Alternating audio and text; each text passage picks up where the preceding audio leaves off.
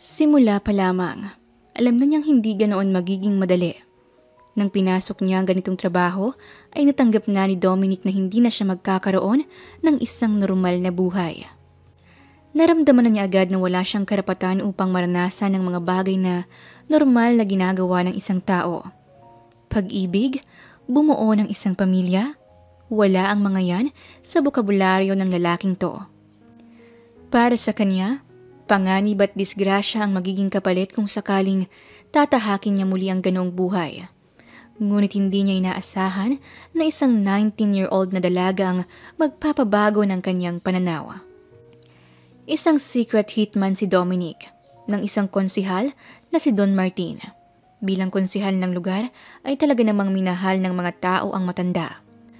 Maliban kasi sa mabait ay talaga namang napangangalagaan ito ang kapakanan ng kaniyang mga nasasakupan. Sa loob lamang ng ilang buwan na panunungkulan sa bayan ay bumaba ng halos 70% ang mga krimen sa lugar. Kaya naman malayong nakakapaglakad ang mga tao kahit na hating gabi dahil panatag silang walang mangyayaring masama. Ngunit sa kabila ng masayang ngiti ng mga ito ay isang madumi at masalimuot na pamumuhay naman ang ginagawa ni Dominic. Siya kasi ang tagaligpit ng mga naisipadampot ng Don. Sa ganitong pamamaraan ay naging maganda ang pamamalakad ng matanda sa bayan. Hindi naman ito labag sa kalooban ni Dominic dahil una pa lamang ay alam niyang madumi na ang trabahong kaniyang pinasok.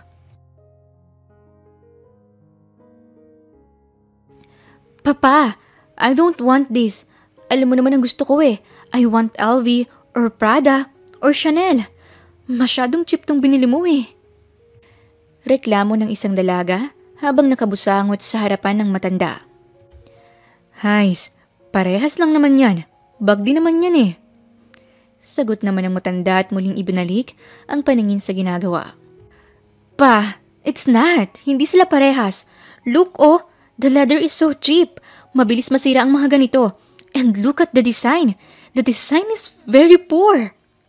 Reklamo pa nito, tsaka padabog na umupo sa sofa. Pagod namang napatingin ang matanda sa kanyang nag-iisang anak. Farah, please. Pagod na ako sa biyahe at work. Pwede ba? Mamaya na ulit tayo mag-usap. Pakiusap ng matanda sa kanya. Saglit na natahimik si Farah tsaka padabog na tumayo sa sofa. Okay, fine. I told you dapat isinama mo na lang ako sa France. Ako na sanang bumili ng bag ko. Inis na sambit nito, tsaka naglakad na palabas ng opisina. Napabuntong hininga na lang si Don Martin nang tuluyan ng makalabas ang anak. Sa totoo lang, ay kakauwi niya lang galing sa France dahil naimbitahan siya ng dating kaibigan sa kasal nito. Hindi naman niya pinayagan si Farah na sumama sa kanya dahil may pasok ito sa school. At bilang pampalubag loob dito, ay binilhan niya ito ng luxury bag ngunit dahil wala namang alam ang matanda sa mga brands ay basta na lang siya pumulot at hindi ito nagustuhan ng dalaga. Napayukyok ang matanda sa kanyang mesa. Hindi niya na alam ang gagawin sa anak kaya naman hinahayaan na lamang niya ito. Isa pa ay kasalanan niya rin naman kung bakit ito na-spoiled ng husto. Maya-maya ay biglang tumunog ang kanyang telepono. Kaya naman napamulat siya ng mata at nakitang tumatawag ang isa sa kaniyang mga tauhan. Agad siyang napaupo ng maayos bago ito sinagot. Yes. Sagot niya dito. Sir, tapos ko na po ang pinapagawa niyo sa akin. Sambit ng lalaking kausap nito sa kabilang linya. Kapansin-pansin ang malamig ngunit napaka-masculine na boses nito. I see. Nakuha mo na rin ba ang mga pinapakuha ko sa'yo?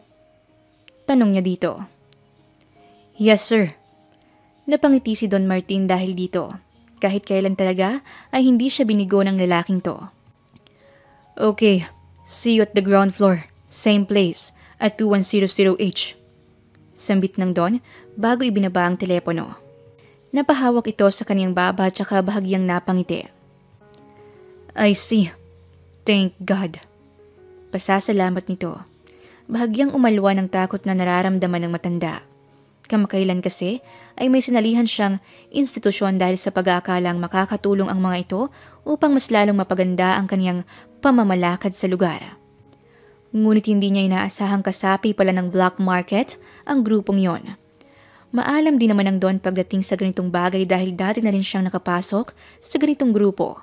Kaya naman nang malaman niya ito, ay agad siyang tumaliwas sa institusyon. Labag sa kalooban ng Don ang pagsapi sa malalaking institusyon na katulad nito dahil alam niyang mapapahamak siya. Hindi lamang siya, kundi maging ang buong pamilya niya kung sakaling magpatuloy pa siya dito. Kaya naman inatasan niya ang kanyang secret hitman na si Dominic upang iligpit ang mga taong nakakaalam ng kanyang koneksyon dito. Sa kabutihang palad kasi ay hindi pa siya tuluyang napapasok sa grupo at kakaunting tao pa lamang ang nakakaalam tungkol dito at ang pagligpit sa mga ito ang tanging paraan upang maiwasang kumalat ang kontrobersyang pagkakasangkot sa grupong ito dahil kung hindi niya ito gagawin ay paniguradong masisira ang kaniyang pangalan. Ilang saglit lamang naghintay si Dominic sa napag-usapang lugar dahil maya-maya ay dumating na rin ang matanda. Nakasakay ito sa kanyang sariling kotse. Agad namang napaayos ng tayo si Dominic at magalang na humarap sa boss. "I see. You finished them all." Komento ng matanda nang makalapit na ito sa kanya. "Yes, sir." Sagot naman ni Dominic tsaka inabot ang isang envelope. Sa loob nito ay may litrato ng mga taong pinatay ni Dominic kani-kanina lamang. Nakahinga na ng maluwag ang Don, tsaka dahan-dahang inilapag ang envelope. Naupo ang dalawa sa kalapit na upuan at sandaling nag-usap. Malapit din naman kasi si Don Martin sa ama ni Dominic noon, kaya naman hindi na ito iba para sa kanya. "Hays, akala ko pa naman ay na-disgrasya na tayo doon. Salamat talaga, Dominic." Genuine na pasasalamat ng matanda sa kanya. "Wala po yun, Don Martin. Isa pa, malaki ang utang na loob ko sa inyo. Kaya naman, maliit na bagay lang ito." Napangiti ang Don. Nag-usap pa ang dalawa hanggang sa napunta ang usapan sa anak nito. Awkward na napangiti na lang si Dominic habang nakikinig. Bilang lang kasi sa daliri ang beses na nakita niya ang anak nito dahil palagi rin naman siyang wala sa mansyon. "Hays, hindi ko na talaga alam ang gagawin ko sa batang yun. Ganito na ba talaga ang mga babaeng yun? Diyos ko, mas malala pa siya sa mami niya noon." Napabuntong hininga si Don Martin habang nagrereklamo. Makalipas ang ilang minuto ay minabuti na rin ang dalawa na umuwi. Inabot ng matanda ang isang sobre kay Dominic bilang kabayaran. "Ito muna sa ngayon, Dominic. Ngunit kung kailangan mo pa ng pera, huwag kang mahihiyang lumapit sa akin. Malaki ang may tutulong mo sa akin at maliit na bagay lang kung hihingi ka sa akin ng tulong sa anumang bagay." Nakangiting sambit nito sa kanya. "Salamat, Don Martin. Huwag po kayong mag-alala. Mukhang sapat na rin naman po ito sa akin para sa buong buwan." Sagot niya dito. Mag-isa lang naman kasi si Dominic sa kanyang inuupahang bahay at ang 100,000 ay higit na para sa kanya. "O siya, sige. Tatawagan na lang kita kapag kailangan ko ulit ng tulong mo." Sambit ng matanda tsaka bahagyang tinapik ang kaniyang likuran. Pagkatapos nito ay naghiwalay na rin ang dalawa. Ngunit pasakay pa lamang sa kotse si Don Martin ay bigla silang nakarinig ng mga putok ng baril sa kanilang direksyon. Agad na napadapa si Dominic. Napamura si Dominic tsaka tumingin sa matanda. Ngunit huli na ang lahat nang makita itong nakabulagta sa sahig. Agad na nilabas ni Dominic ang kanyang baril at pinaputukan pabalik ang mga bumabaril sa kanila. "Shit! Hindi ko inaasahan na nasundan nila ako." Inis na sambit niya sa sarili. Maging ang driver at bodyguard ng Don ay nakahimlay na rin sa sahig. "Serves you right! Mamatay ka na, Dominic!" Malakas na sigaw ng isang lalaki. Tsaka pinaulan na ng bala si Dominic. Sinakto naman ni Dominic na nawalan na ito ng bala bago ibinalik ang mga paulan ng putok. Ilang saglit lamang ang itinagal nito at nagawa ng mapatay ni Dom ang lahat ng kalaban. Dahan-dahan niya itong nilapitan ng masiguradong wala ng kalaban sa paligid. At hindi nga siya nagkakamali. Ito ay kabilang rin sa grupong yon at malamang ay kasamahan ito ng mga pinatay niya kanina. Dominic! Rinig niyang tinig mula sa likuran. Agad siyang napalapit dito at nakita ang matanda na nakatingin sa kanya. Puno ng dugo ang katawan at bibig nito at nahihirapan na rin ito sa pagsasalita. Agad na napalapit si Dominic sa matanda tsaka ipinatong ang ulo nito sa kanya. Don Martin! Don Martin! Teka! Shit! Inis na sambit ni Dom tsaka agad na kinuha ang telepono upang tumawag ng ambulansya. Ngunit nagulat siya nang hawakan ng matanda ang kaniyang kamay. Forget about me. Farah, please. Kahit si Farah lang. Alagaan mo siya. Protect her. Hirap na sambit nito bago naputulan na ng hininga. Ito ang pangalawang beses na naiyak si Dominic habang yakap-yakap ang walang buhay na katawan nito. Para bang bumalik ang trauma niya noong bata pa siya nang makita ang sariling ama na namatay sa kaniyang harapan. Para na ring ama para sa kaniya ang Don, kaya naman hindi niya maiwasang maiyak habang nakatingin dito. Yes, I will protect her, sir. Even if it cost me everything. Naiiyak na sambit niya habang pinipigilan yon. Nayakap na lang tuloy ni Dominic ang walang buhay na katawan ng matanda habang tahimik na umiiyak. Tahimik at tanging ang mahihinang iyak lamang ang maririnig sa paligid habang patuloy sa pagbagsak ang ulan. Dahan-dahang naglalakad ang mga kaanak palapit sa namayapang si Don Martin. Napatingin si Dominic sa anak nito, nakasalukuyang nasa harapan ng puntod nito. Nanatiling nakatingin si Farah sa kaniyang ama na ngayon ay nakahimlay na. Hindi niya alam kung naubos na ba ang luha nito kaya walang emosyon ang mga mata nito. Ngunit ang pasimpleng paghawak nito sa kabaong nito ay sapat na upang ipakita kung gaano kamahal ng dalaga ang ama. Maya-maya ay tumalikod na rin ito tsaka bumalik sa kaniyang inuupuan. Nagtagal lamang ng ilang minuto ang misa at tuluyan ng ibinaba ang kabaong sa ilalim ng lupa. Nang pauwi na sila ay nagkanya-kanya na rin ang mga dumalo. Sinundan agad ni Dominic ang dalaga. Farah, mauulanan ka.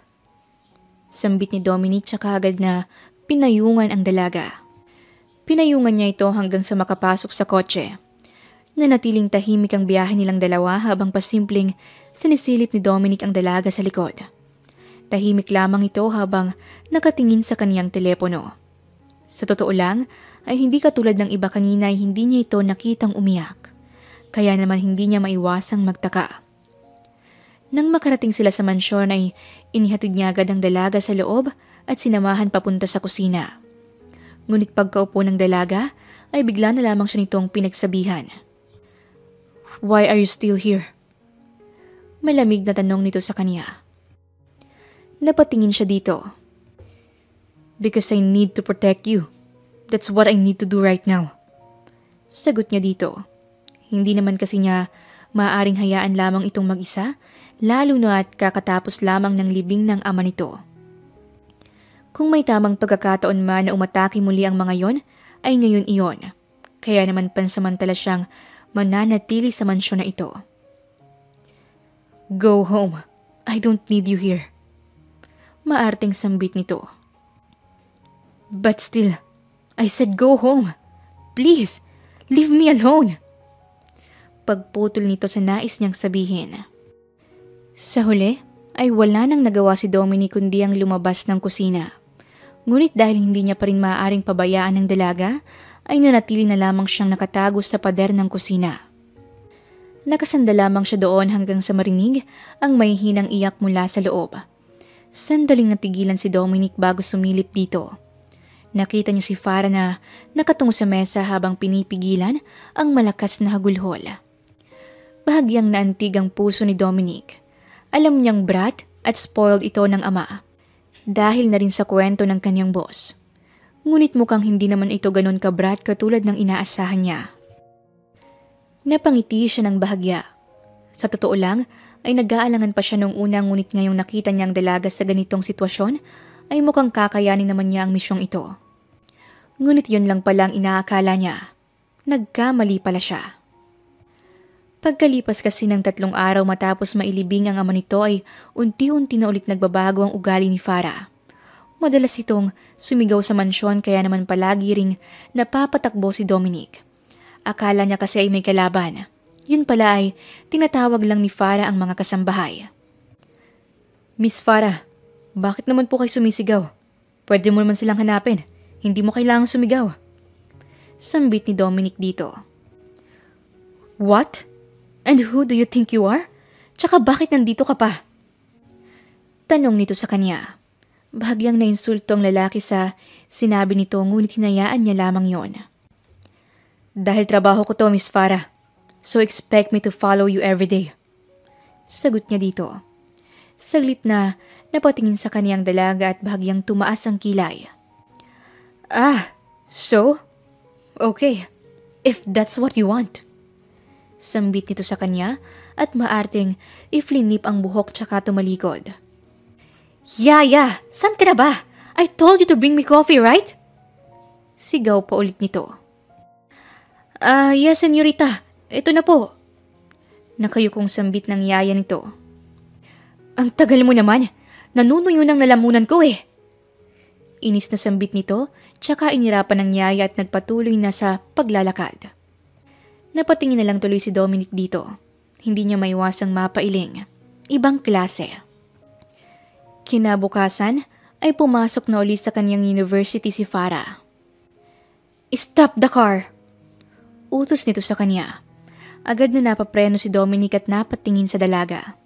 Nakangiti namang bumaba ng kotse si Farah at sinalubong ang mga kaibigan. Yeah! Beshi! Namiss ka namin! Masayang bati sa kanya ng mga kaibigan. Oh yeah, alam ko naman yon. Kamusta? Ilang araw akong absent. May namiss ba akong chismis? Tanong ni Farah sa mga ito. Ay nako, marami.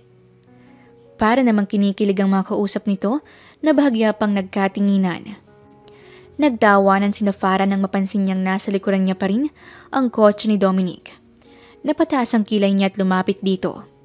Ibinaba naman ni Dom ang salamin. Excuse me, hindi ka pa ba aalis? I'm already at school. Pwede ka nang umalis. Sambit ni Farah sa kanya. Alerto namang nakatingin sa paligid si Dominic. No, not until you enter your room. Mabuti nang mas maingat. Hindi natin alam kung nasaan ang mga kalaban nagtatago. Seryosong sambit ni Dom sa kanya. Napaiko tuloy ng mga mata si Farah. What are you? Stalker? I can handle myself. And hello, this is a university. Sino magtatangka na gumalaw sa akin dito? Besides, I don't even understand why are you doing this. Kaya please, tsupi. Pantataboy nito sa kanya. Hindi mo ba naiintindihan ang sinabi ko sa'yo? May mga taong maaring targetin ka dahil anak ka ni Don Martin. And that's what I'm trying to avoid. Paliwanag ni Dominic sa kanya. Nagtalo pa ang dalawa ngunit nauna nang napairap si Farah nang tawagin siya ng mga kasama. Bahala ka nga, but give me my personal space. Ang creepy na palaging may nakasunod sa akin. At wag na wag ka lang magpapakita sa akin. I don't want to see your face. Sagot pa nito, tsaka napatalikod. Hindi na lang sumagot pa si Dominic sa dalaga. At tiningnan na lamang ang dalaga hanggang sa makapasok sa loob. Napabuntong hininga siya nang tuluyan ng makapasok ang dalaga sa loob.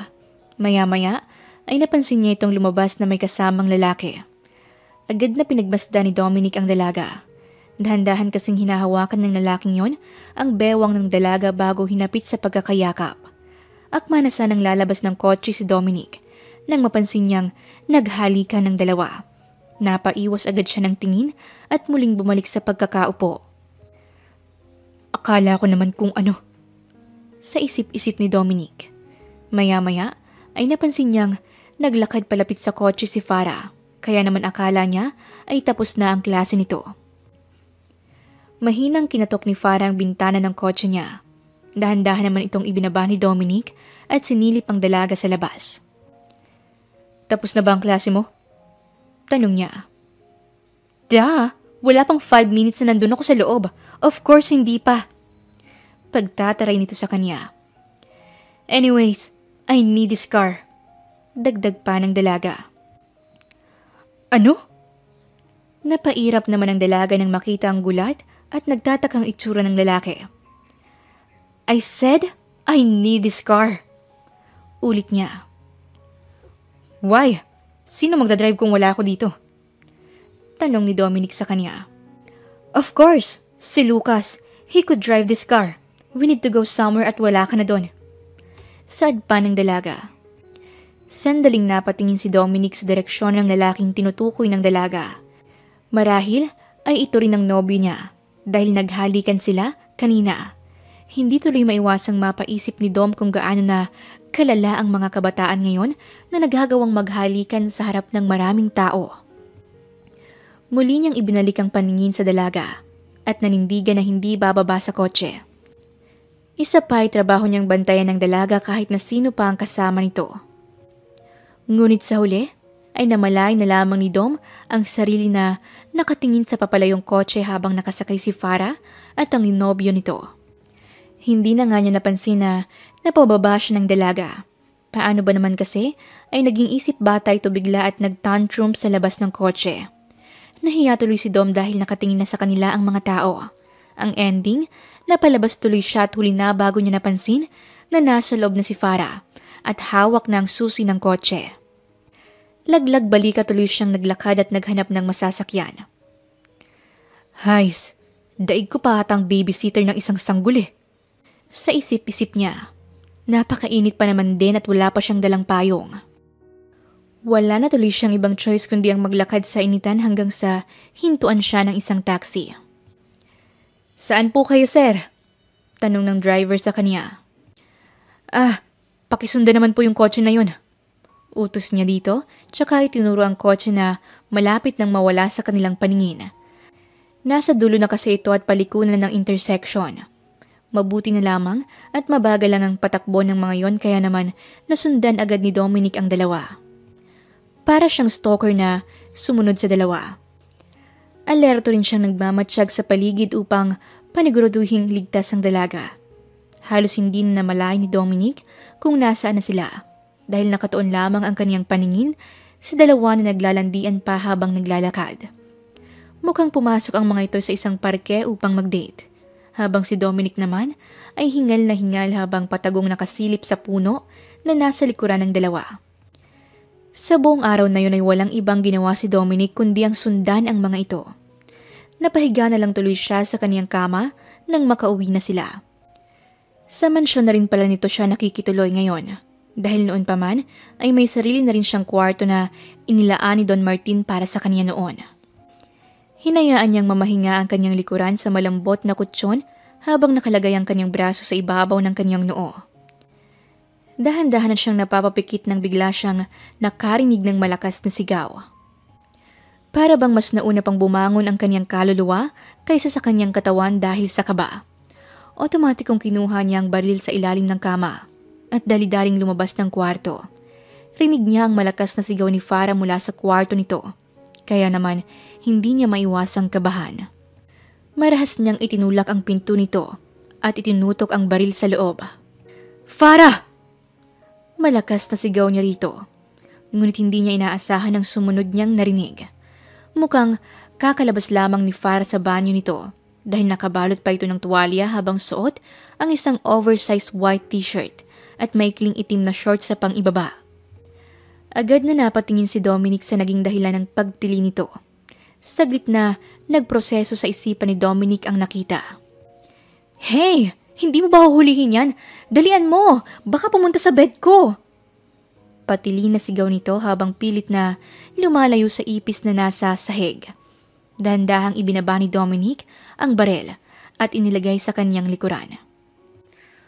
Oh God! I was about to pull the trigger just for a cockroach. Sa isip-isip ni Dominic, hindi niya rin minsan maintindihan kung bakit sa mga simpleng bagay ay bigla-bigla na lang sisigaw itong si Farah. Halos tumalon tuloy ang kaluluwa ni Dominic dahil sa pag-aakalang inatake na sila ng kalaban. Hey! Wake up! Paggising sa kanya ni Farah, dahan-dahang napamulat ng mata si Dominic nang maramdaman ang bahagyang pagtapik sa kanya ng kung sino. Agad na bumungad sa kanyang nakabusangot na itsura ng dalaga habang nakaharap sa kanya. Akala ko hindi ka nagigising eh. Hais, ihahatid mo ko today, di ba? Wala si Manong Ge kaya wala akong driver. Utos nito sa kanya habang nakatingin sa telepono. Habang si Dominic naman ay bahagyang natigilan hanggang sa dahan-dahang napatingin sa kanyang kumot na mukhang inalis ng dalaga sa kanya. Nakalantad na ngayon ang walang damit na katawan ni Dominic, habang isang maliit na boxer shorts naman sa pang-ibaba. Nagulat pa si Dom nang mapansing may nakabukol dito, kaya agad niyang nahila ang kumot upang takpan iyon. Anong ginagawa mo dito? Hindi ba't nakasarang pinto? Tanong niya sa dalaga. Napataas naman ang kilay ng dalaga na parabang sinasabing, common sense, malamang binuksan ko. Hindi makapaniwala si Dominic na bigla na lamang papasok ang dalaga sa kanyang kwarto. Kahit naman kasi bodyguard/driver siya nito, ay lalaki pa rin naman siya at hindi tama na bigla na lang itong papasok sa kanyang kwarto. Nanatili tuloy tahimik si Dom sa kanilang buong biyahe.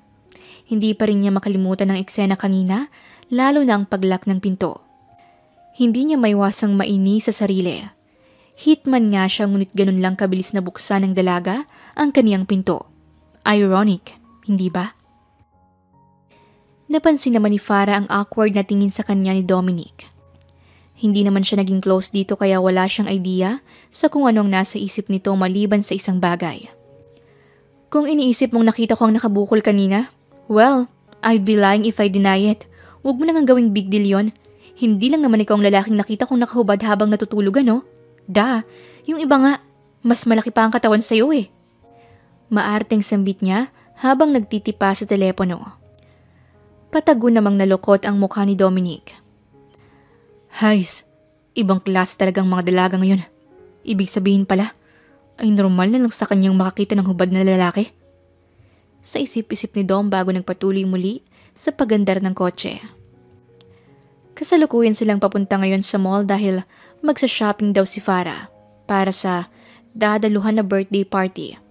Habang abala sa pamimili ng kanyang dress si Farah, ay alerto namang tumitingin si Dom sa paligid. Sinisigurado niyang walang nagbabanta sa dalaga. Maya-maya ay biglang lumapit sa kanya si Farah at inabot ang ilang bags na pinamili. Pakihawak, thanks.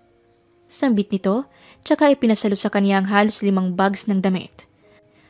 Agad namang sinalo ni Dominic ang lahat ng yon at iniwasan na may malaglag. Mahirap na at nasa mamahaling shop pa naman sila. Para tuloy naging alalay si Dom habang nakasunod kay Farah. Lakad dito, lakad doon. Bit-bit nito, another bit-bit doon. Hindi pa nga nakakahinga si Dom sa isang tindahan ay inaay na naman siya ng dalaga sa kabilang shop para bumili ng panregalo. Kinain naman lahat ni Dom ang bawat bit-bit nito hanggang si Farah na rin mismo ang makahalata na nahihirapan na ang lalaki. Saglit siyang napatingin sa lalaki at para bang iniisip na tulungan ng lalaki. Nagkunwari naman si Dom na labis ng nahihirapan para tulungan siya nito. Isa pa ay hindi naman niya ito trabaho eh. Kaya naman hindi niya rin hahayaan na siya lang ang magbuhat ng lahat ng yon. Ngunit nang akala niyang tutulungan siya nito ay biglang napangiti ang dalaga. Bagay sa'yo yan. Nakangiting sambit nito. Ha? Gulat na tanong ng lalaki. Okay, I decided you are now my bodyguard/driver/yaya. Got it? Nakangiting sambit nito sa kanya tsaka napatalikod at nag-umpisa na sa paglalakad. Nang mga sandaling yun ay parang nawala sa angas si Dom sa harapan ng dalaga. Namula ang pisngi nito nang makita ang genuine ng ngiti ng dalaga. Minsan lang naman niya kasi itong makitang nakangiti. Nang matapos na ang dalaga ay may huli pa ulit silang pinuntahan. Come on, I need you here. Pagtawag nito sa kanya, tsaka biglang hinila ang kanyang kamay. Dahil sa gulat, ay muntik pang mabitawan ni Dominic ang mga hawak. Wait, saan ba tayo? Tanong niya sa dalaga ngunit agad siyang hinawakan ng dalaga sa dalawang balikat at puwersang pinaupo sa sofa. Para bang biglang naging active ang hormones ni Dominic at nakaramdam ng kaba dahil sa paghawak sa kanya ng dalaga. Just watch me. Dagdag pang sad nito na mas lalong nagpakaba sa kanya. Alam niyang may pagkanoti ang dalaga dahil isang beses na rin niya itong nakita habang may kausap sa telepono. Ngunit kung gagawin nito ang bagay na yon sa kanyang harapan ay parang hindi naman tama. Isa pa ay 10 taon ang tanda niya rito. Nang makapagdesisyon na si Dominic na umalis dahil paniguradong tukso ito para sa kanya, ay agad na siyang napatayo at maglalakad na sana palabas. Ngunit nagulat siya nang tawagin siya ng dalaga. "Saan ka pupunta? Halika nga dito." Malakas na sigaw nito sa kanya kaya naman siya na lang din ang nahiya dahil napatingin sa kanya ang ibang customer na namimili ng damit. Agad siyang humarap dito at akma na siya ng pangangaral ng dalaga. "Ano bang ginagawa mo, Farah? Ang dami-daming tao di." Hindi na niya natapos pa ang sasabihin nang putulin siya nito. "How do I look?" Tanong nito sa kanya. Sandaling natigilan si Dom nang makitang iba na ang suot nito. Nagpo-posing pa ito na animoy ipinapakita sa kanya ang suot na damit. Okay. So, ipapatingin mo lang palang damit mo." Mahinang sambit ni Dominic. Narinig naman yon ng dalaga kaya bahagya siyang napataas ng kilay. "Ha? Oo, bakit ano ba sa tingin mo?" Takang tanong nito sa kanya. Kapansin-pansin naman ang kahihiyan sa mukha ni Dominic nang bumalik ito sa kaniyang upuan. Hindi na lang din siya nagsalita dahil hindi naman niya pwedeng sabihin na iba ang inaakala niyang gagawin nito sa kanya. Makalipas pa ang ilang minuto ay iba't ibang damit na ang nasuot ni Farah. Napasimangot na lang tuloy ito habang nakatingin sa mga sinukat na damit. Hays, ang hirap namang mamili. Gusto ko sana yung pinakabagay sa akin. Kaso, wala ka rin palang kwenta sa pamimili ng damit. Ano ba yan? Inis na reklamo ni Farah sa kanya. Tinatanong kasi siya nito kanina kung alin ang mas bagay sa dalaga. Wala naman siyang ibang nasagot kundi bagay. Dahil ang totoo niyan ay bagay naman talaga lahat ng damit sa dalaga. Hindi na nga rin maiwasang humanga ni Dominic sa dalaga. Sigurado siyang sikat ito sa kanilang university dahil sa kagandahan nito. Hindi naman kasi magawang makapag-aral ni Dominic dahil sa trabahong pinasok niya. Maya-maya ay binili na lang lahat ni Farah ang mga damit na yon. Pag-uwi nila ay dumiretso ng dalaga sa kanyang wardrobe upang ayusin ang mga yon. Hindi naman kasi niya hinahayaan na may ibang mag-ayos ng mga gamit niya sa kwarto. Marunong naman siyang maglinis, basta gamit niya. Mahalaga kasi kay Farah ang bawat collection niya lalo na ang mga bag collection niya. Kaya hindi niya pinapapasok ang kung sino sa loob ng kanyang kwarto. Nang matapos na nga siya, ay naisipan niyang bumaba na para uminom ng juice. Magpapahatid na nga lang sana siya sa kanilang yaya ngunit wala naman siyang makitang kasambahay na nandito sa palapag na ito. Mukhang nasa baba silang lahat. Habang naglalakad papunta sa kusina, ay napansin niya si Dominic na nagluluto dito. Nakasuot lang ito ng sando habang may apron sa ibabaw. At abala ito sa paghahalo ng kanyang iniluluto. "What are you doing?" Tanong niya dito tsaka binuksan ng ref. "Cooking." Simpleng sagot nito sa kanya. "Yeah, I know, dumbass. Sabi ko anong niluluto mo?" Inis na tanong niya dito nang mapahiya siya sa lalaki. "Creamy chicken adobo. Gusto mo bang matikman?" Tanong pa nito sa kanya. Saglit namang napatingin si Farah sa lalaki at napansin ang malaki nitong muscle. Agad siyang napaiwas ng tingin. "No, busog pa ako." Sagot niya dito, tsaka naupo sa dining area. Bahagyang napangiti si Dominic dito. "Sigurado ka ba?" Tanong nito sa kanya. "Yes, as if kakain ako ng luto ng isang low class na tulad mo. Da!" Parang bata na sambit nito. Napailing na lang si Dominic at muling ipinagpatuloy ang pagluluto. Ilang saglit lamang ang nakalipas ay natapos na rin siya sa pagluluto kaya naman inihain na rin niya ito at naghanda na ng sariling pinggan. Habang si Farah naman ay nakikiramdam sa bawat galaw ng lalaki. Pinipilit niyang hindi mapatingin sa iniluto nito at nagkukunwaring nakatingin sa sala. Napansin naman agad ni Dominic ang bombastic side eye nito, kaya hindi niya maiwasang mapatawa ng bahagya. "Gusto mo na bang kumain ngayon?" Pag-aya niya ulit dito. I told you, ayoko nga. Nagmamatigas pa rin si Farah kahit nahalata namang napapatingin ito sa lalaki habang kumakain. Dahil dito ay hinayaan na lang ni Dominic ang dalaga at nagpatuloy na sa pagkain.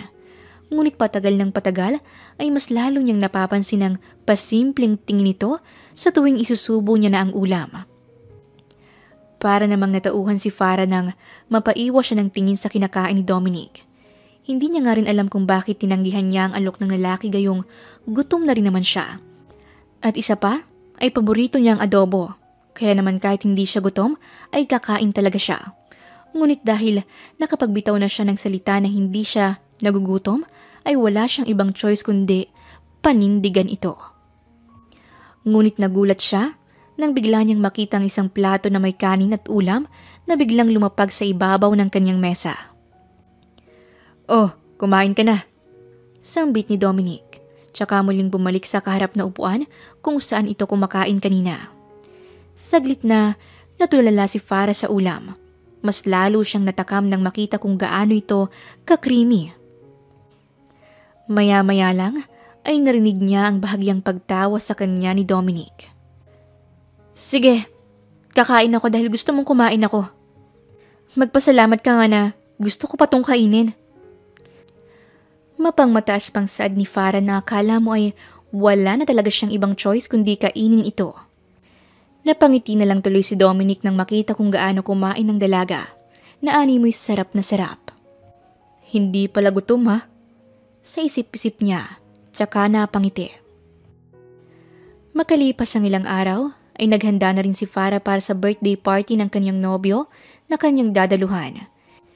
Isinukat na rin niya ang dress na kanyang susuotin kaya naman hindi niya maiwasang ma-excite habang pinagmamasda ng sarili sa salamin. Paglabas niya ng kwarto ay nakita niya agad si Dominic na nag-aabang dahil ito ang maghahatid sa kanya sa venue. "So, how's my look?" Tanong ni Farah sa lalaki ngunit nanatili lamang nakatingin sa kanya. She's wearing a black sexy dress at bahagya pang kita ang likuran. Hubog na hubog din ang katawan ng dalaga. "You look stunning."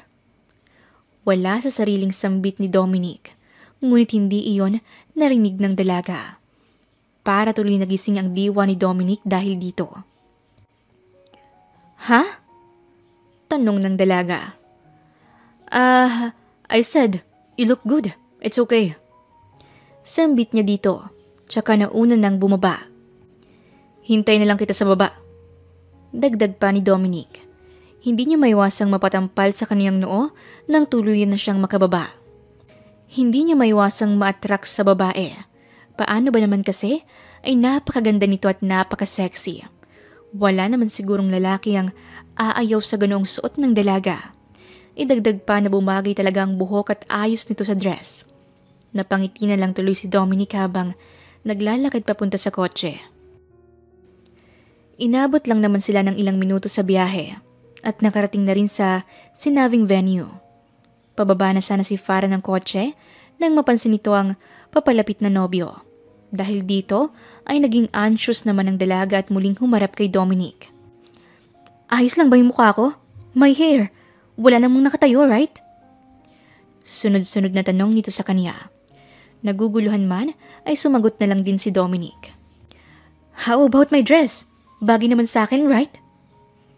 Tanong pa ulit nito, tsaka bahagyang inalis ang buhok na nakatabing sa cleavage nito. Bumungad tuloy kay Dominic ang malaking dibdib nito na halos balak ng lumuwas sa kanyang dress. Yeah, you're good." Sagot na lamang niya dito. Napangiti naman ang dalaga sa kanya bago lumabas at sinalubong ang nobyo. Nanatili lamang sa loob ng sasakyan si Dominic habang naghihintay sa dalaga. Nasa loob naman kasi ng subdivision ng event na ito kaya kahit papaano ay assured siya na hindi maglalantad kung may sakali mang nais magpahamak sa dalaga. Ngunit hindi pa rin napanatag si Dom at ilang saglit pa nga lang ay sinundan na ulit si Farah sa loob. Parang isang semi-club ang party na ito. Kaliwat kanan ang kantahan, sayawan at maging ang inuman. Karamihan rin sa mga ito ay kasing idaran niya pababa. Una niyang hinanap si Farah, kahit na may mga lumalapit sa kanyang mga babae. Ngunit nakailang ikot na siya hindi pa rin niya ito nakikita hanggang sa mapadpad siya sa bandang garden. Piniling magpahinga ni Dominic ng saglit sa garden dahil wala naman masyadong tao dito. Ngunit laking gulat niya nang marinig niya ang isang pamilyar na muka. Ang kapal ng mukha mo? Pagkatapos ng lahat ng nangyari, ito lang ay susukli mo sa akin? Malakas na sigaw ni Farah. Kitang-kita ni Dominic kung paano sampalin ng dalaga ang lalaking kaharap nito. Agad na namukhaan ni Dominic ang nobyo nito at mukhang may pag-aaway na nagaganap. Alam ni Dominic na hindi niya problema ang love life ng dalaga kaya naman mas pinili na lamang niyang tumalikod at bumalik na lang sa sasakyan. Ang importante lang naman ay nakita niya itong maayos. Ngunit laking gulat niya nang biglang hampasin ng lalaki si Farah dahilan upang mapaupo ito sa sahig. Ikaw ang makapal ang muka. Baka akala mo hindi ko alam, Farah. Ginagamit mo lang din ako. Kasi simula nang mamatay ang tatay mo, ay unti-unti na ring bumabagsak ang negosyo ng pamilya niyo.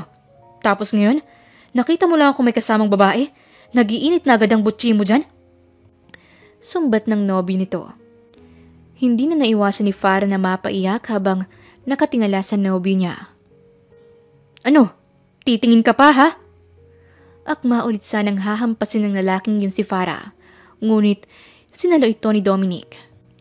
Brad, babae yan oh. Tapos pagbubukatan mo ng kamay dahil lang nahuli kang may kasamang babae. Hindi mo ba lamang salitang respeto? Sambit ni Dominic habang seryosong nakatingin sa lalaki. Ngunit mas lalo lamang itong nag-init sa kanya. Aba, at sino ka ba? Respeto? Bobo ka ba? Tabi nga dyan. Sigaw nito, tsaka siya malakas na itinulak.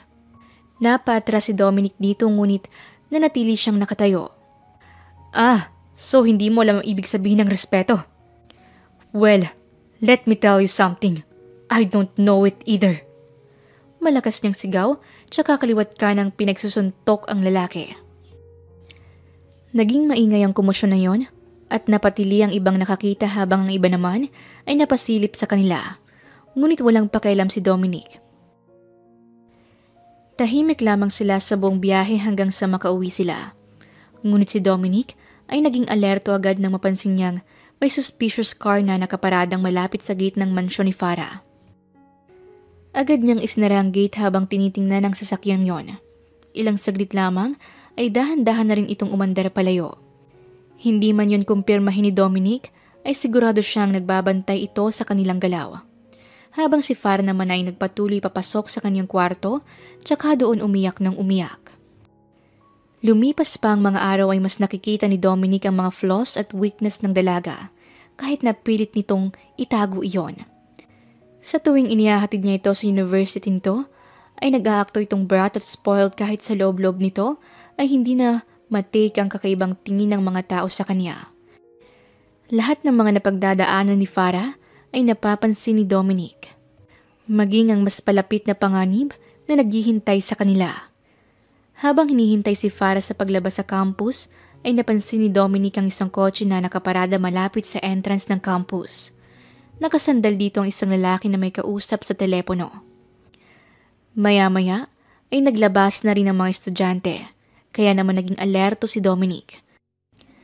Nang palabas na si Farah kasama ang mga kaibigan, ay bigla na lamang may lumapit sa kanilang isang lalaki na nagtatanong ng direksyon. Ngunit sa halip na si Farah, ay ang kaibigan nito ang sumagot.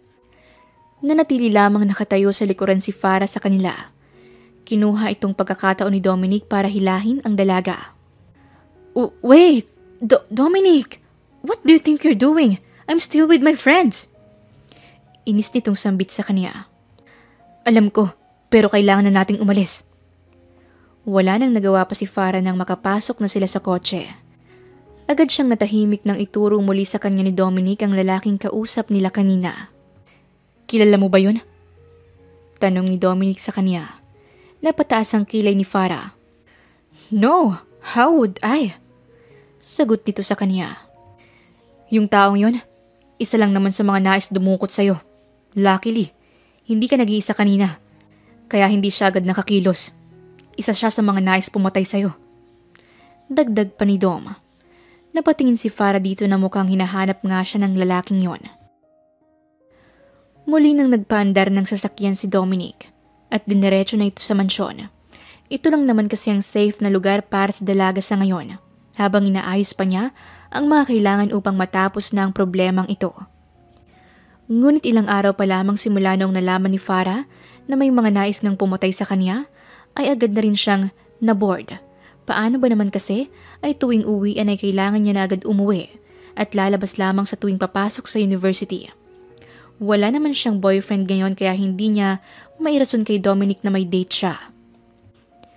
Napabusangot na lang tuloy siya na napatingin kay Dom na abala sa pakikipag-usap sa telepono. Maya-maya ay napatingin siya sa labas at nakitang bukas ang pinto. Agad siyang napangiti. Akala mo this boring life isn't for me. I should have been free. Like hindi naman ako preso. Sa isip-isip ni Farah, tsaka pa sikretong lumabas ng pinto. Bahagya pa siyang natawa ng tuluyan na siyang makalabas ng pintuan. Finally, the air is so fine. Akala siguro niya hindi ako tatakas. Well, unfortunately, I'm not a submissive type. 'Cause I'm a bad girl. May pagkaarte at naughty na boses na sambit nito, tsaka tuwang-tuwa na napatakbo palayo. Ilang saglit pa bago napansin ni Dominic na nawala si Farah sa mansyon. Kaya naman agad siyang napatakbo upang hanapin ito. Tsaka lamang niya napansin ang nakabukas na gate. Shit! Bakit ba ang kulit mo? Inis na sambit nito sa isipan tsaka napatakbo. Sa kabilang banda naman ay abala na naglilibot si Farah gamit ang credit card na nadala niya kanina ay nag-shopping siya mag-isa sa mall at kumain sa restaurant. Bigla niya tuloy na miss makipag-date noon sa sarili noong wala pa siyang nobyo. Ngunit habang naglilibot ay bigla na lang niyang napansin ang isang lalaki na sumusunod sa kanya. Sinubukan muna ni Farah ang lalaki at nagpaikot-ikot siya sa shop na yon. Ngunit sa tuwing lumilingon siya sa kanyang likuran, ay napapansin niya pa rin ang lalaki. Dahil sa takot, ay pasimple siyang tumawag kay Dominic. Ngunit sa kasamaang palad, ay hindi ito ma-reach. Bisit! Ano bang ginagawa ng taong yun? Kung kailan ko siya kailangan Inis na sambit ni Farah, tsaka binilisan ng takbo. Mukhang napansin niyo ng lalaki kaya naman mas naging agresibo ito sa paghabol sa kanya. Sa huli, ay mas nangibabaw ng takot kay Farah at mabilis nang napatakbo hanggang sa namalay na lamang niya na nasa parking lot na siya. Magtatago na sana siya sa isang pader nang marinig niya ang boses nito na sumigaw sa kanya. Stop right there! Mahahalata sa boses nito ang pagkahingal. Agad na napahinto si Farah tsaka dandahang napaharap dito. Agad siyang binalot ng takot nang makitang may hawak itong baril. You bitch! Pinatakbo pa ako dito sa parking lot. Why? Do you think may tutulong sa'yo? Sino? Si Dominic? I'm pretty sure patay na rin ang lalaking yun ngayon. Natatawang sambit nito sa kanya. Nanlaki naman ang mga mata ni Farah sa narinig. What do you mean? Kinakabahang tanong ng dalaga. Huh? What do I mean? Well, let's say, habang nandito ka at nagsha-shopping, ay pinatay naman ng mga tauhan kong lalaking yun sa mansyon nyo. O diba? Nakatakas ka rin. Wala nang lalaking yun kaya wala na rin magliligtas sa'yo. Malakas na sigaw nito habang tumatawa. Ganoon na lamang ang takot ni Farah at hinayaan na lamang niyang malaglag ang mga pinamili at mas piniling tumakbo palayo habang pinauulanan siya ng bala. Para bang pinaglalaroan siya nito dahil natatawa ito habang sinasadyang binabaril ang sahig. Takbo lang! Sa palagay mo ba may magliligtas pa sa'yo? Sambit pa nito. At sinong may sabi sa'yong wala? Tinig ng isang tao sa likuran, dahilan upang matigilan ang lalaking yon. Maging si Farah ay nagulat nang makitang sugatang si Dominic sa kanyang harapan. Naging mabilis ang pangyayari at bumulagta na lang agad sa sahig ang lalaking yon. Patay na ang lalaking nasa harapan nila, kaya bahagyang lumuwag ang pakiramdam ni Farah. Napalingon siya sa lalaki. Anong ginagawa mo dito? Takang tanong niya sa lalaki. Ako dapat ang magtanong sa'yo niyan, hindi ba? Seryosong sambit nito sa kanya. Napayuko naman ang dalaga. Pero ang sabi kasi niya, patay ka na raw. Mababa ka sa boses ng dalaga ang lungkot. Bahagyang natigilan si Dominic ngunit agad ring napangiti tsaka tinap ang ulo ng dalaga. Mukha ba akong patay sa'yo? Nakangiting tanong niya sa dalaga. Napatingin naman ito sa kanya. Don't worry, I will protect you, even if it cost me my own life. Hindi mo ba alam na matagal mamatay ang masamang damo? Biro pa sa kanya ni Dominic bago dahan-dahang bumagsak sa sahig. Agad itong sinalon ni Farah. Dahil sa takot na masundan, ay dinala niya ito sa isang apartment at doon nagpalipas ng ilang araw. Tinawagan niya rin ng isang kakilalang doktor na naggamot sa ilang sugat ng lalaki.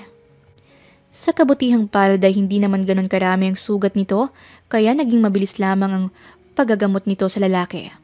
Habang tulog si Dominic, ay namumroblema naman si Farah sa kakainin nila ngayong gabi. Hindi naman kasi siya nagluluto at mas lalong wala siyang balak na lumabas para bumili. Dahil baka maging katapusan na niya kung makita siya ng mga kasamahan ng lalaking humabol sa kanya kanina. Kaya naman naisipan na lamang niyang magpa-deliver. Hindi alam ni Farah ang mararamdaman habang nakatingin kay Dominic na ngayon ay mahimbing pa ring tulog. Mayroon pa ring bandage ang bandang tagiliran nito dahil sa sugat. Hindi niya namalayan na napatulala na siya dito habang napapaisip. Kung hindi pa nagising si Dom, ay hindi pa niya mamamalayan. Nahihiya tuloy siyang napaiwas ng tingin. Nasan tayo? Tanong ni Dom sa kanya tsaka dandahang naupo. In my friend's apartment. I rent one para hindi na tayo masundan ng mga taong yon. Sagot naman niya. Inilipat naman ni Dom ang paningin sa dalaga. Ayos ka lang ba? Nag-aalalang tanong niya dito. Napatango ang dalaga bago niyakap ang mga tuhod. I'm just scared. Mahinang sambit nito sa kanya. Hindi naman lingid sa kaalaman ni Dom na first time lang para sa dalaga ang ganito. Kaya naman, naiintindihan niya ito. Dahan-dahan niyang inilapit ang kamay sa ibabaw ng ulo nito. Huwag kang matakot. Pinagkatiwala ka sa akin ng tatay mo. At trabaho kong protektahan ka. Sambit niya dito. Pakiramdam kasi ni Dominic ay siya rin ang may kasalanan kung bakit namatay si Don Martin. Hindi niya maiwasang sisihin ang sarili, kaya naman gagawin niya ang lahat para sa anak man lang nito. Lumipas pa ang mga araw ay nanatili lang sila roon. Hindi naman agad na walang pagiging brat ni Farah ngunit kahit papaano ay naiintindihan niya na ang lalaki. Ayaw na rin naman niyang maulit pa ang nangyari noong nakaraan. Napatingin na lamang si Farah kay Dominic habang may kausap ito sa telepono. Ilang araw na rin kasi niyang napapansin na palagi itong may kausap sa telepono. Pero sa tuwing tatanungin niya ang lalaki ay palagi lang itong ini-ignore. Napabuntong hininga na lang tuloy siya at bumalik siya sa kanyang kwarto. Kinabukasan ay maaga namang nagising si Dominic dahil ngayon ang araw na nakatakda upang umalis sila sa apartment na ito. Lingid sa kalaman ni Farah ang plano niya, kaya naman paniguradong tulog pa ito ngayon. Malakas na kinatok ni Dominic ang pinto nito, ngunit tulog pa ito kaya naman siya na mismo ang bumukas nito. Farah, umaga na. Gumising ka na dyan. Kailangan nating umalis. Tawag niya dito. Ilang saglit pa ay tsaka lamang nagising ang dalaga. Napaunat pa muna ito bago siya tiningnan. Where are we going? Tanong nito sa kanya. Tinulungan na ni Dominic na mag-ayos ng kwarto si Farah.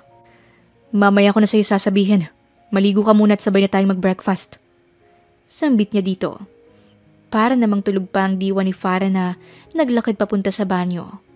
Nanlaki tuloy ang mga mata ni Dominic nang makitang naka-underwear lang ito habang oversized t-shirt sa pangitaas.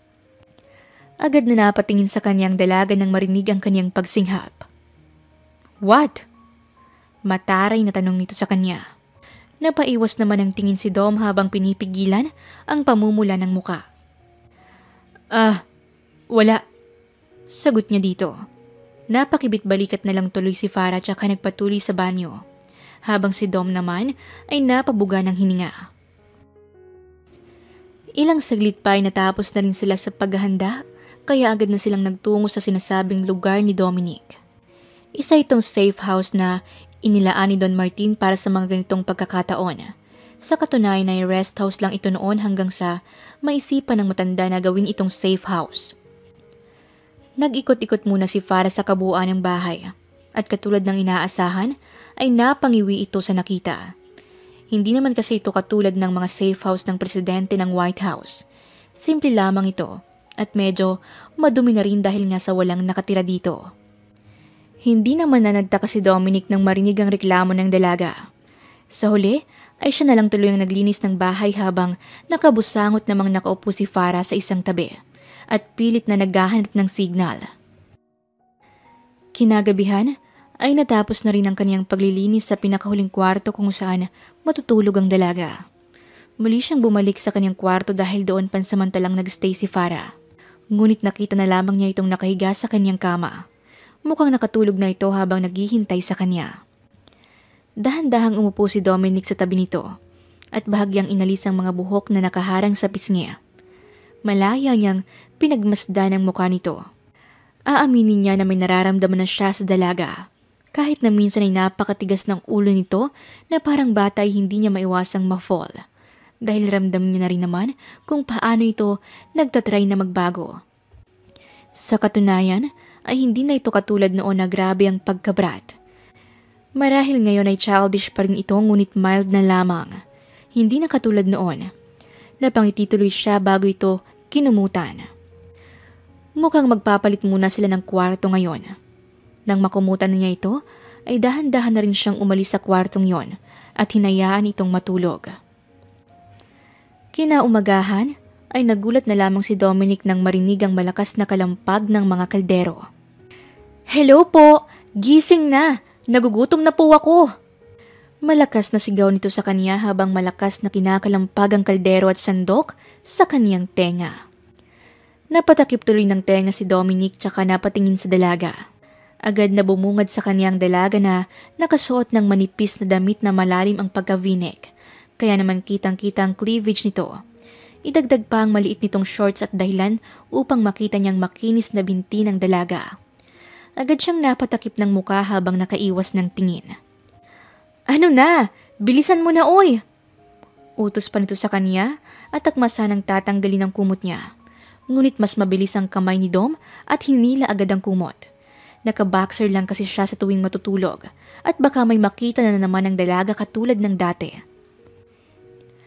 Agad siyang napatakbo sa banyo habang si Farah ay nagtatakang nakatingin sa lalaki.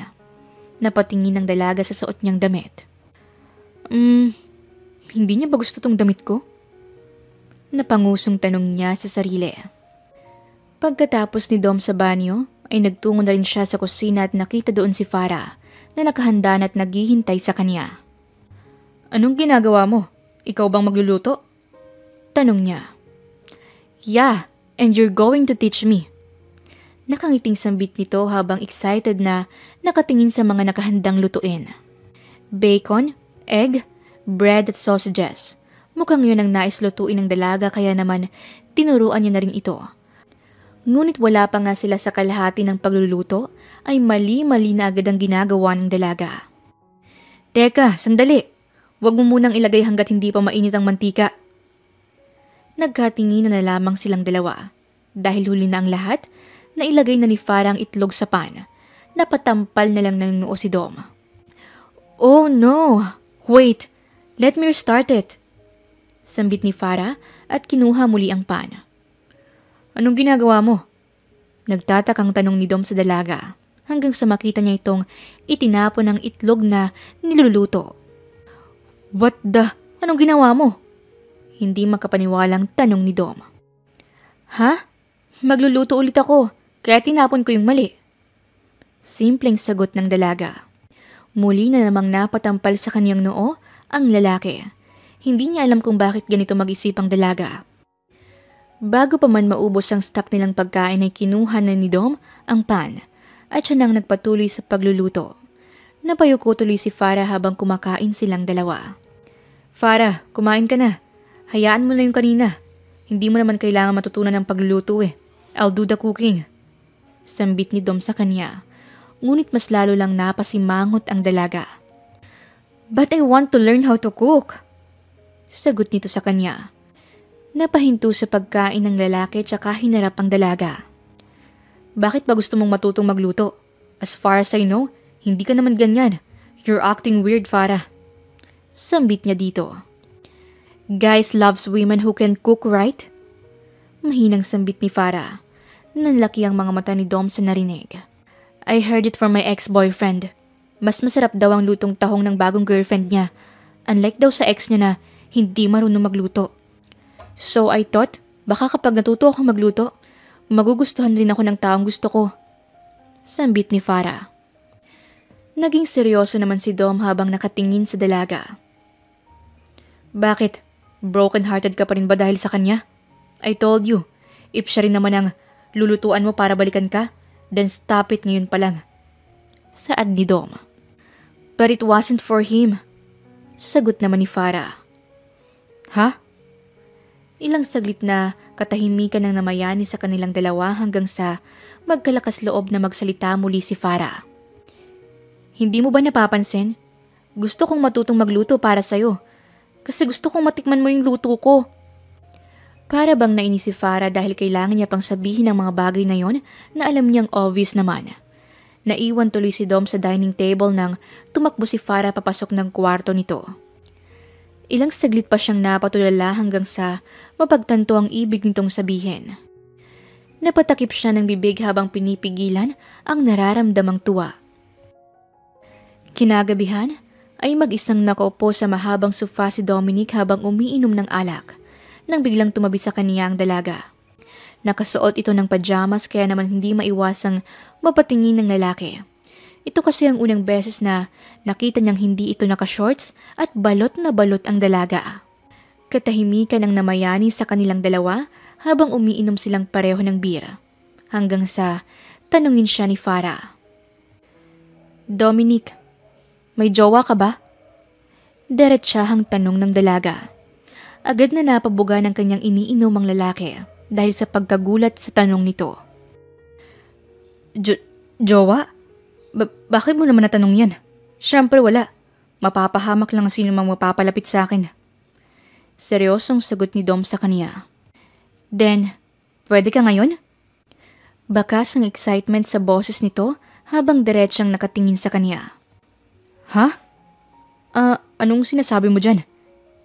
Hindi na natapos pa ni Dom ang sasabihin nang bigla itong lumapit sa kaniya. Hindi man halata sa akin pero hindi naman ako choosy. Wala akong pakialam kung mas matanda ka sa akin ng ilang taon. All I want is someone who can protect me and love me. Sambit nito habang dahan-dahang gumagapang palapit kay Dom. Namalay na lamang ng lalaki na nasa ibabaw niya si Farah. Maging ang katawan nito ay nararamdaman na rin niya. Napalunok si Dom habang pilit na kinukontrol ang sarili. Dahan-dahan pang inihipan ng dalaga ang kanyang leeg dahilan para mas lalong matrigger ang lalaki. Ano sa tingin mo? Kaya kong ibigay ang lahat sa'yo pag naging boyfriend kita. Sambit pa ng dalaga at akma na sanang ipaglalapit ang kanilang mga labi. Ngunit bago pa man siya mahalikan ni Farah, ay agad niyang hinablot ang dalawang braso nito at inilayo sa kanya. No, this is not right, Farah. Hindi mo alam kung anong klaseng buhay ang meron ako. Mapapahama ka lang sa akin. Paliwanag ni Dom sa kanya. Ngunit walang pakialam si Farah at tinapik lang ang kaniyang kamay. You know what? My dad used to tell me, I can get whatever I want. And once I have something I really want, I never let go of it. Mapapansin ang pagkahibang ng dalaga nang sambitin ito, kasabay ng agresibong paghalik sa lalaki. Pinilit pang ilayo ni Dom ang dalaga sa kanya ngunit huli na ang lahat. Nadadala na siya sa bawat galaw nito at maging siya ay nasasabik na rin sa bawat halik ng dalaga. Hindi na lang niya namalayan ay siya na rin mismo ang nagpaupo sa dalaga sa kaniyang kandungan habang patuloy lang sila sa paghalik sa isa't isa. Para bang may sariling isip ang kanilang katawan at otomatiko nitong sinasagot ang bawat galaw ng isa. Ang kaninang balot na katawan ng dalaga ay nawala na. Bagkos ay nakabalandra na sa harapan ni Dom ang napakagandang katawan ng dalaga. Makalipas nga ang ilang saglit ay hindi na nila napigilan pa ang mga sarili at nagpakalunod na sa kakaibang init na dala nito. Pagkagising ni Dom ay nakita niya na lamang ang dalaga na nasa kaniyang tabi habang nakayakap sa kanya. Pareho silang walang saplot habang nakabalot ng isang kumot. Napahawak sa kanyang ulo si Dom at pilit na inaalala ang mga nangyayari kagabi. Ngunit kahit anong isip niya, ay isang bagay lang ang dumaan sa kaniyang isipan. May nangyari sa kanilang dalawa. Bahagyang kinakabahan si Dom. Hindi niya inaasahan na nawalan siya ng kontrol sa sarili kagabi. Dahan-dahan niyang inalis ang pagkakayakap sa kanya ng dalaga tsaka maingat na umalis sa kama upang hindi ito magising. Nagtungo muna siya sa kusina upang mag-isip-isip. Ngunit hindi pa rin talaga niya matanggap ang nangyari. Alam niyang nag-enjoy siya sa mga nangyari pero hindi na niya alam kung paano ipapaliwanag sa dalaga ang lahat. Malinaw na may gusto ito sa kanya. At dahil sa pinayagan niyang may mangyari sa kanila kagabi, ay paniguradong iba na ang iisipin nito sa kanya. Dahil sa sobrang dami ng nasa kanyang isipan, ay nagdesisyon na lang muna si Dom na magluto ng agahan.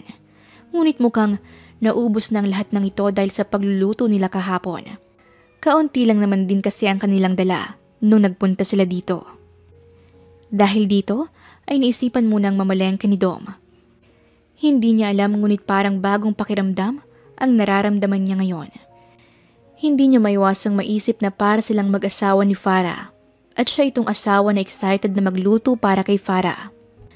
Napangiti tuloy siya habang namimili ng bibilihing isda. Nang makabili na siya, ay agad na rin siyang umuwi. Tamang-tama ay masarap na tanghalian rin ang ipapakain niya sa dalaga. Mainam rin ang may sabaw para mas lalong ganahan ang dalaga sa pagkain. Pabalik na siya sa bahay na yon ngunit malayo pa lamang ay napansin na niya agad ang kakaibang tanawin sa bahay. Mahahalatang may pumasok dito. Agad na napatago si Dom at umikot sa likod bahay. Sinabihan niya rin kasi noon si Farah na kung sakaling may masamang mangyari ay doon ito magtago at hindi nga siya nagkamali. Nakahinga ng maluwag si Dom nang makitang nagtatago ang dalaga sa maliit na awang ng pinto. "Huwag kang maingay." Bulong niya dito nang tapikin ito. Mababakas naman ang takot na agad na nawala sa mukha ni Farah. Napaiwas pa nga ng tingin si Dom dahil napansin niyang nakarobe pa lang ang dalaga. Mukhang kagigising pa lang nito at balak maligo kaya naman nakarobe pa lang ito. Mas lalo pa siyang nailang nang maramdamang mas humigpit ang yakap sa kanya ng dalaga. Sinilip nila ang mga taong nagkalat sa loob ng bahay. Gulong-gulo na at sira na ang mga gamit sa loob na habang panay ang pagbaril ng mga ito sa lugar. Napayakap na lang tuloy si Farah sa kanya.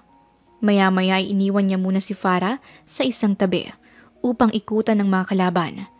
Naghanap muna ng magandang anggulo si Dom bago pinaulanan ng mga bala ang kalaban.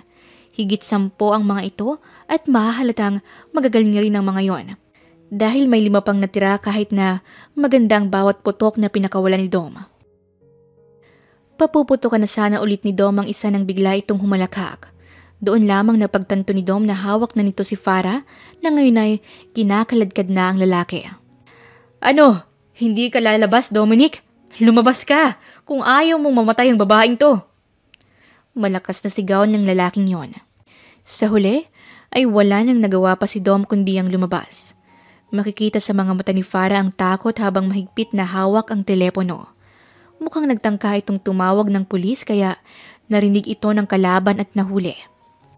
Napahigpit ang kamao ni Dom nang makita ang takot sa mga mata ng dalaga. "Pakawalan mo siya." Matapang nasambit ni Dom sa lalaking ito, ngunit tumawa lamang ito sa kanya. "Bakit?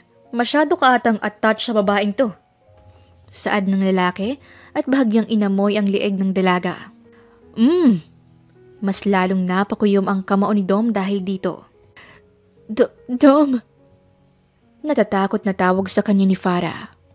Hindi na nakayanan pa ni Dom na pagmasdan ng dalaga sa ganoong sitwasyon. Kaya mabilis siyang kumilos at sinipa ang mukha ng lalaking may hawak sa babae kanina. Para bang naging flash ang lahat at ilang saglit pa ay napabulagta na lamang ang lalaking yun sa sahig. Agad namang sinalo ni Dom ang dalaga na hindi rin makapaniwala sa nakita habang pinalibutan naman sila ng mga lalaking natira. "Stay here, okay?" Sambit ni Dom kay Farah at dahan-dahang inilagay sa kanyang likuran. Walang ano-ano ay nag-umpisa na agad ang labanan sa pagitan ng mga ito. Halos hindi masundan ni Farah ang galaw ni Dom dahil sa napakabilis noon. Hindi niya maiwasang mamangha dahil mabilis lang din nitong natalo ang kalaban. Hanggang sa wakas ay isa na lamang ang kalaban. "I know you're not his best agent for nothing." Matuso ang matandang Don Martin, kaya gusto rin na siya ng grupo eh. Hindi namin inakala na magmamalinis siya agad nang makitang madumi naming kalakaran. Sambit ng huling lalaki na nakatayo pa. May dala itong isang bakal na balak ihampas kay Dominic. Napasigaw naman si Farah upang balaan ng lalaki ngunit hindi niya inaasahang kasabay ng paghampas ng bakal na ito ay bumagsak na rin ang katawan ni Dominic. Nasaksak pala ito sa tagiliran ng isang kutsilyo. Para bang bumagal ang takbo ng mundo para kay Farah. Hindi niya alam kung ano ang uunahin. Ngunit otomatiko pa rin gumalaw ang kanyang katawan palapit sa lalaki.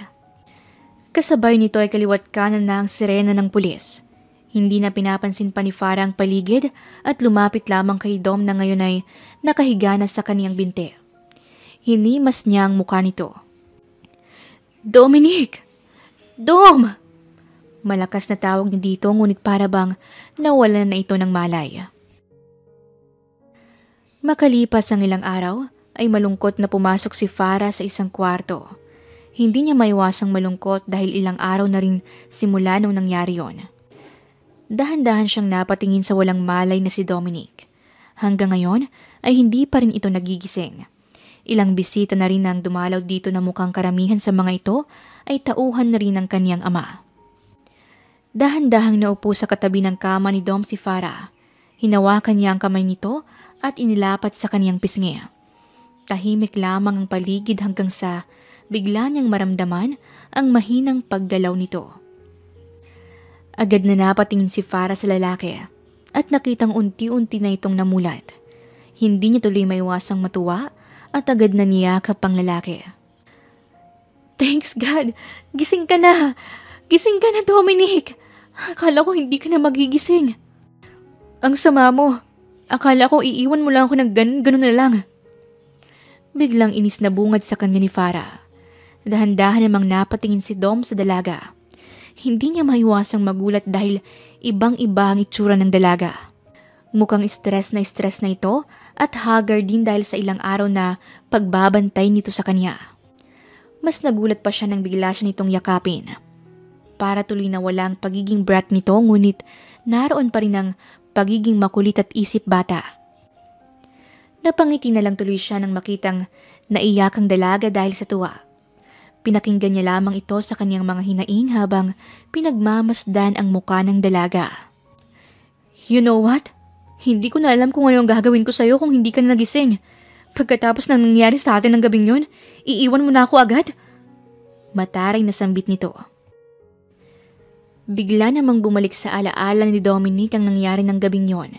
Kaya naman hindi niya maiwasang mailang at mapaiwas ng tingin. Ngunit mukhang normal na usapan lang ito para sa dalaga. "Don't tell me nakalimutan mo na." Mataray na tanong nito sa kanya habang matalas na nakatingin sa kanya. Anong nakalimutan? Hindi ah." Naiilang na sagot niya. "Dapat lang. Paano na lang kung may nabuo? Di magiging single mom ako. That can't be happening. Gosh!"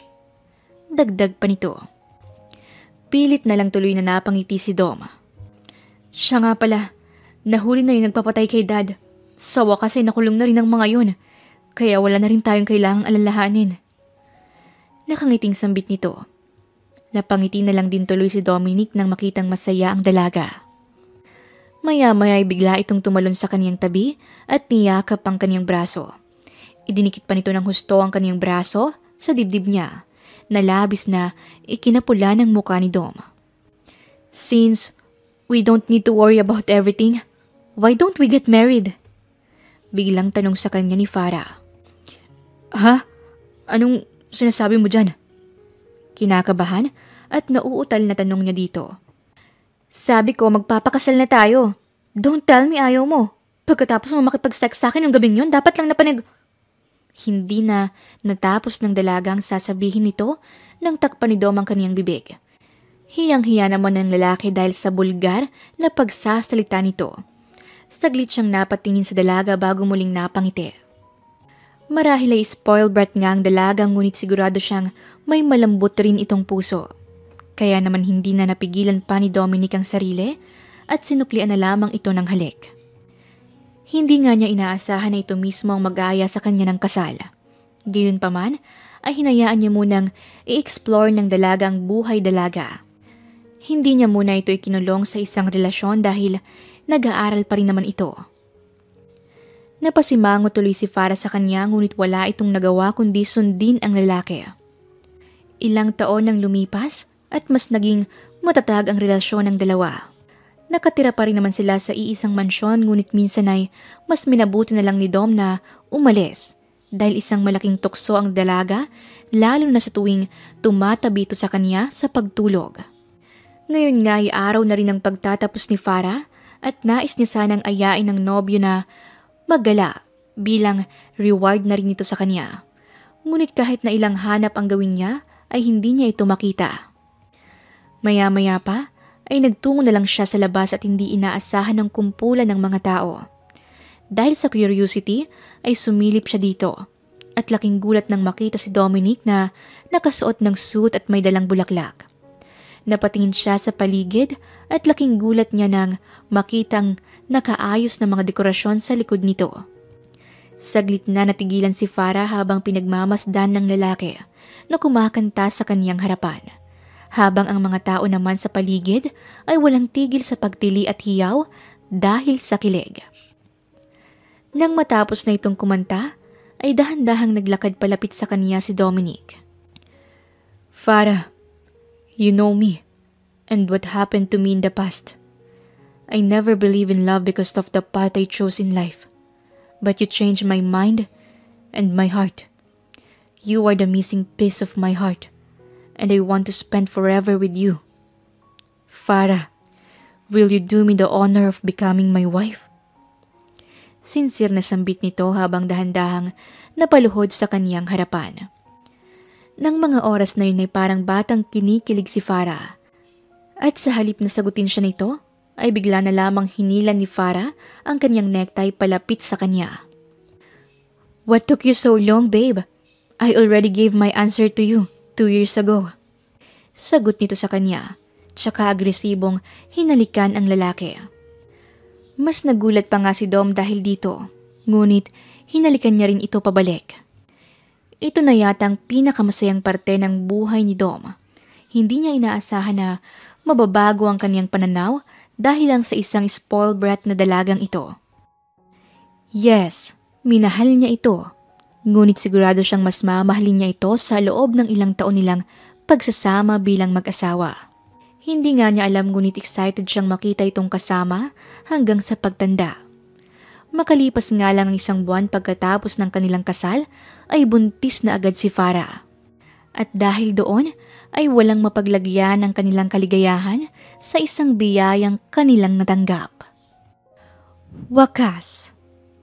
Maraming salamat po sa inyong pakikinig sa kwentong ibinahagi namin sa inyo ngayong araw. Muli, ito po si Inday Series at hanggang sa ating muling kwento. Maraming salamat po.